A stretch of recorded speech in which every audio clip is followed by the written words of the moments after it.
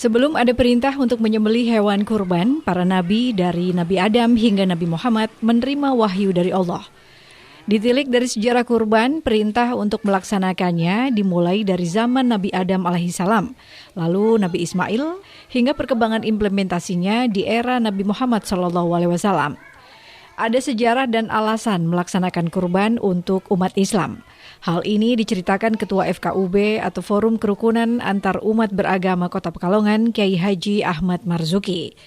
Saat ditemui tim Liputan Batik TV menceritakan perayaan kurban pada Hari Raya Idul Adha identik dengan ritual pemotongan hewan kurban. Tidak hanya itu, tetapi ada sejarah yang umat Islam harus ketahui. Sejarah kurban yang satu ini selalu diceritakan turun-temurun karena mimpi Nabi Ibrahim yang menyembelih anaknya Nabi Ismail. Mimpi para nabi merupakan wahyu dari Allah. Nabi Ibrahim sudah lama mendambakan keturunan yang saleh. Saat Ismail beranjak dewasa, Allah menguji keimanan Nabi Ibrahim untuk melaksanakan perintah kurban. Hatinya pun bimbang, sehingga ia bertanya kepada putranya untuk berpendapat. Ismail menjawab dengan penuh keyakinan bahwa perintah Allah adalah hal yang harus dikerjakan. Allah mencatat kisah ini pada Al-Quran Surat Asy-Syaffat ayat 102. Menurut Kiai Karismatik yang juga menjabat Ketua MUI Kota Pekalongan, bahwa Allah menunjukkan kuasanya di hadapan Nabi Ibrahim dengan menumpulkan parangnya yang sudah mendekati leher anaknya. Lalu malaikat Jibril menahan tangan Nabi Ibrahim dan langsung digantikan dengan domba jantan.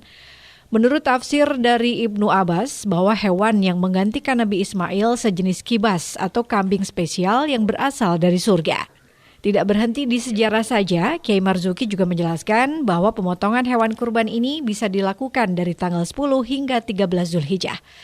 Kiai Marzuki juga menceritakan betapa banyaknya pahala yang akan kita dapat jika kita berkesempatan melaksanakan ibadah kurban. Apa yang bisa kita petik hikmahnya, Pak? Dari kisah Ibrahim itu yang kita terutama di masa pandemi ini adalah untuk kita kuatkan solidaritas Islam atau dhamunul Islami. Ya. Mari di hari yang baik ini kita gunakan kesempatan untuk membantu berbagi kepada terutama dua fakir miskin. Jadi kita yang merasa anggeninya berkemampuan ini sudah harus berpikir, artinya apa? Kita jangan selalu berpikir lagi-lagi pemerintah. Ini ya tanggung jawab pemerintah jelas, tetap bertanggung jawab untuk masyarakat rakyatnya. Tapi agnia, orang-orang berpunya umat Islam itu juga kewajiban.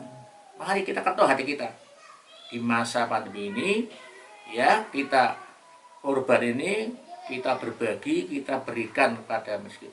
Kalau perlu tidak hanya daging saja, kita tambahi beras ya, kita tambahi. Jadi kita jangan hanya ngomong saja, lebih-lebih ini rakyatnya sendiri, umat sendiri. Kalau kita getol membela umat Islam di luar negeri, Palestina misalnya, umat sendiri harus lebih.